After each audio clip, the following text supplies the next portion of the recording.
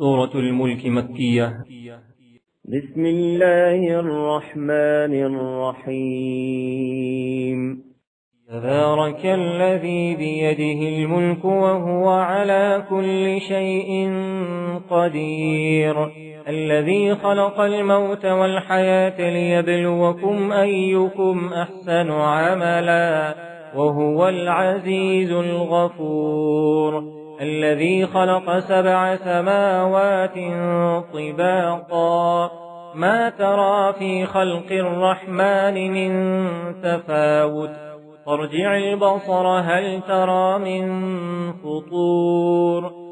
ثم ارجع البصر كرتين ينقلب إليك البصر خاسئا وهو حسير، ولقد زينا السماء الدنيا بمصابيح وجعلناها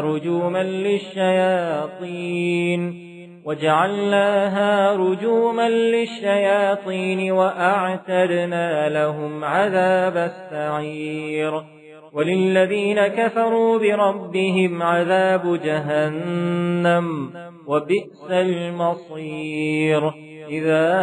ألقوا فيها سمعوا لها شهيقا وهي تفور تكاد تميز من الغيظ، كلما ألقي فيها فوج سألهم خزنتها ألم يأتكم نذير، قالوا بلى قد جاءنا نذير فكذبنا وقلنا ما نزل الله من شيء إن أنتم إلا في ضلال كبير، وقالوا لو كنا نسمع أو نعقل ما كنا في أصحاب السعير، فاعترفوا بذنبهم فسحقا لأصحاب السعير، إن الذين يخشون ربهم بالغيب لهم مغفرة وأجر كبير، وأسروا قولكم أو اجهروا به إنه عليم بذات الصدور، ألا يعلم من خلق وهو اللطيف الخبير، هو الذي جعل لكم الأرض ذلولا فامشوا في مناكبها وكلوا من رزقه وإليه النشور، أأمنتم من في السماء أن يخسف بكم الأرض فإذا هي تمور، أم أمنتم من في السماء أن يرسل عليكم حاصبا فستعلمون كيف نذير، ولقد كذب الذين من قبلهم فكيف كان نكير، أولم يروا إلى الطير فوقهم صافات ويقبض ما يمسكهن إلا الرحمن إنه بكل شيء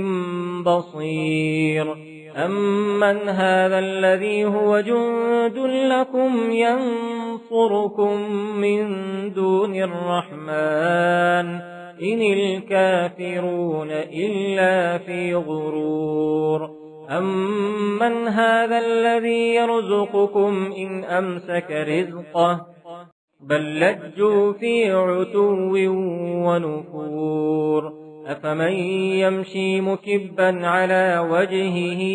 أهدى أمن يمشي سويا على صراط مستقيم، قل هو الذي أنشأكم وجعل لكم السمع والأبصار والأفئدة قليلا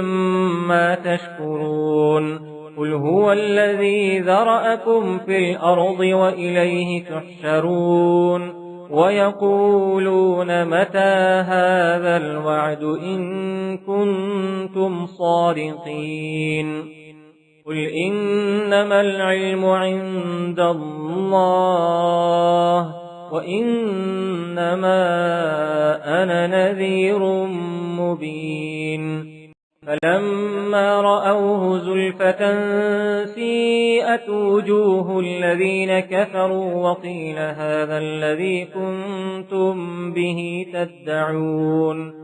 قل أرأيتم إن أهلكني الله ومن معي أو رحمنا فمن يجير الكافرين من عذاب أليم قل هو الرحمن آمنا به وعليه توكلنا فستعلمون من هو في ضلال مبين قل أرأيتم إن أصبح ماؤكم غورا فمن يأتيكم بماء معين